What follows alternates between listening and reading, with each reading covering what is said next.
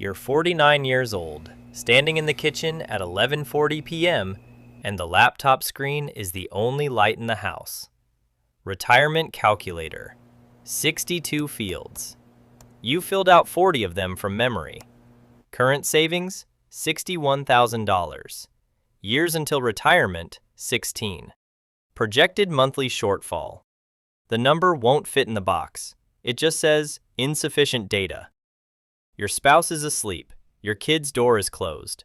The one who still needs braces, still needs a car, still needs 4 years of tuition you haven't figured out either. You do the math one more time. You do it wrong on purpose, hoping for a different number. It's the same number, 1984. You're 15. Your father comes home from the plant early on a Tuesday, which never happens, and he's smiling in a way you don't recognize. He tells the table he's fully vested now, 20 years in. Whatever that means to a 15-year-old, it means your mother cries a little at the sink, and your father sits up straighter for a week. You don't know the word pension yet. You just know that whatever happened that Tuesday, it made your parents look like people who'd stopped being afraid of something. You won't understand what you were watching until it's too late to have it yourself. 1991, you're 22, first real paycheck. HR hands you a folder. Inside it, a form for something called a 401k. Nobody explains what it replaced. Your father retired at 60 with a pension that paid him until the day he died. Guaranteed, untouchable. A number he never had to think about twice. You get a form instead, a choice, a percentage box to check. The company matches 3%. You check the box for 3% because that's what the box in front of you says to check. Nobody in that room tells you the whole system just moved. That the risk that used to sit on the company's books now sits on yours. That you are, as of this signature, your own pension fund manager, with no training and no warning label. The pension didn't disappear. It got handed to you, quietly, in a folder, and called an opportunity. 1997, you're 28. A coworker 2 cubicles over, older, 20 years into the company, tells you the 401k is basically free money once the match kicks in. You believe him because he seems like the kind of person who'd know. You bump your contribution up to 6% that year. You feel, for about a month, like someone who has this figured out. Then the transmission goes on the car you bought used, and the 6% becomes 4%, and the feeling of having it figured out goes with it. Nobody tells you that figured out isn't a place you arrive at once. It's a number you defend every single month for 40 years, against everything else that also wants it. 2001, you're 32. You check the account for the first time in months. It's down 31%. You call the number on the statement. Hold music. 19 minutes. A voice tells you the market always recovers, historically speaking, over time. You believe her. You have to. There's no other option in the folder. You stop checking the account for a while. Not because you're calm, because looking costs something you don't have enough of. 2003. You're 34. You have a kid now. The hospital bill after delivery is $4,100 after insurance, and you pay it in installments for a year and a half. Someone at the baby shower mentions a 529 plan, college savings. You nod like you know what it is. You open one. You put in $50 a month for the first 3 months. Then the daycare bill arrives. $1,400, due the first of the month, every month. And the $50 becomes the first thing that stops. 2 accounts now, competing for the same paycheck. Yours and your kids. Neither one funded enough to matter yet. Both of them quietly falling behind at the same time, in the same house, out of the same $50 you don't have twice. 2008. You're 39. The statement comes in an envelope now, not a login screen, because your company switched providers again, and you have to reset your password with a security question about a street you no longer live on. Balance. Less than what you put in. Your parents call that week. Your father's hip. Surgery. Then rehab. Then a home health aide at $24 an hour, 4 hours a day, 5 days a week. Nobody sends you a folder for this part.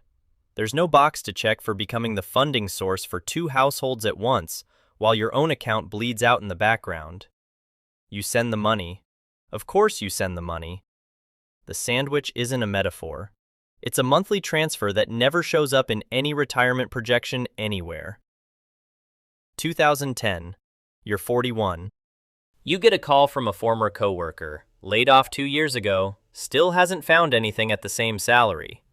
He cashed out his 401k to cover the gap, paid the penalty, paid the tax, didn't have a choice, he says. You hang up and check your own balance for no reason other than fear. It's still there, this time. You don't say a prayer exactly, but you notice you're holding your breath until the page finishes loading, and you don't examine that too closely. 2014. You're 45. Open enrollment email. Health plan premiums up 11%. Deductible up to $3,200. You increase your 401k contribution by 1% that year because a coworker mentioned compounding at lunch and it scared you enough to act. Then you decrease it back down 4 months later because the deductible ate the difference before it ever had a chance to compound. This is the part nobody scripts for you. Saving for a future self, while every current bill argues that the future self can wait. The future self always loses that argument. It has no vote. 2016. You're 47. Your kid needs braces.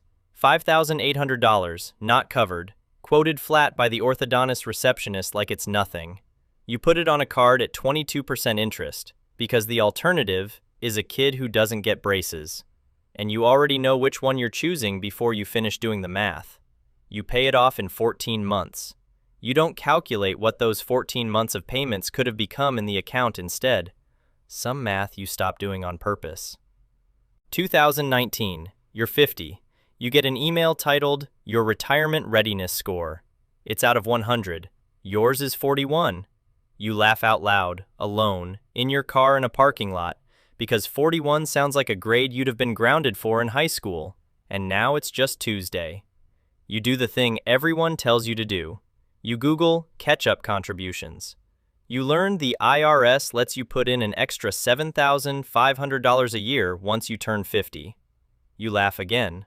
Not because it's funny, because you don't have an extra $7,500 lying around waiting for permission to be saved.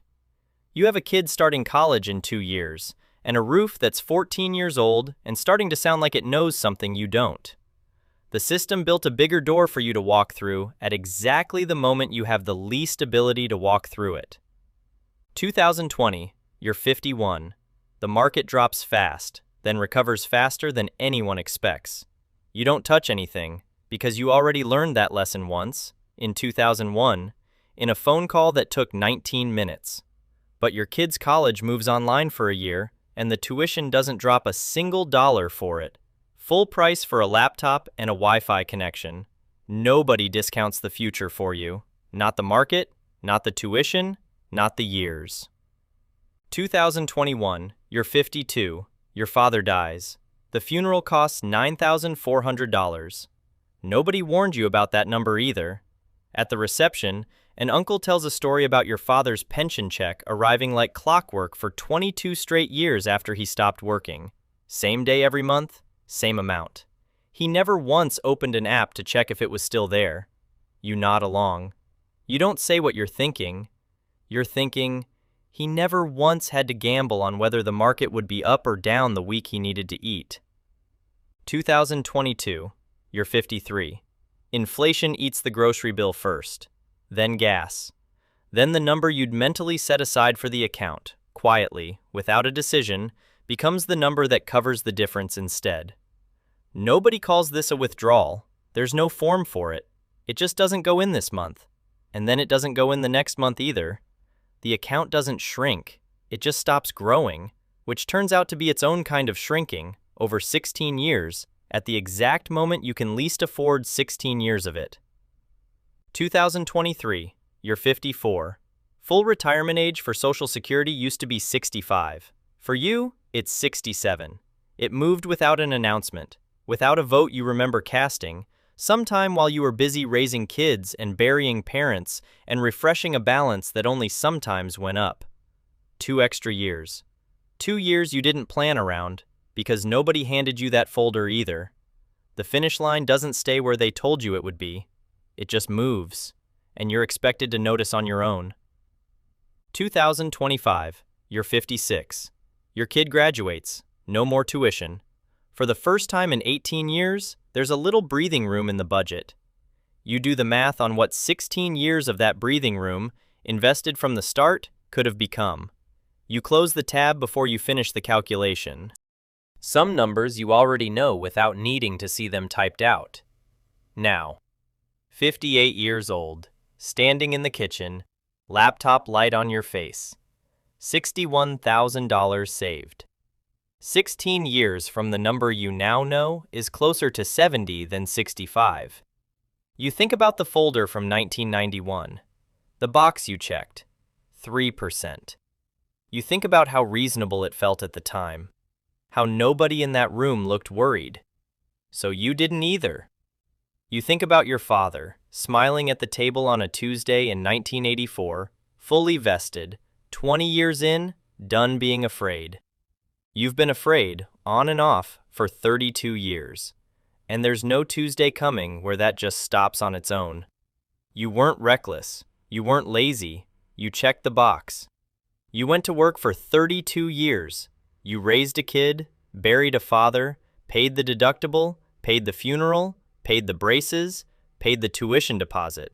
You did what the folder told you to do.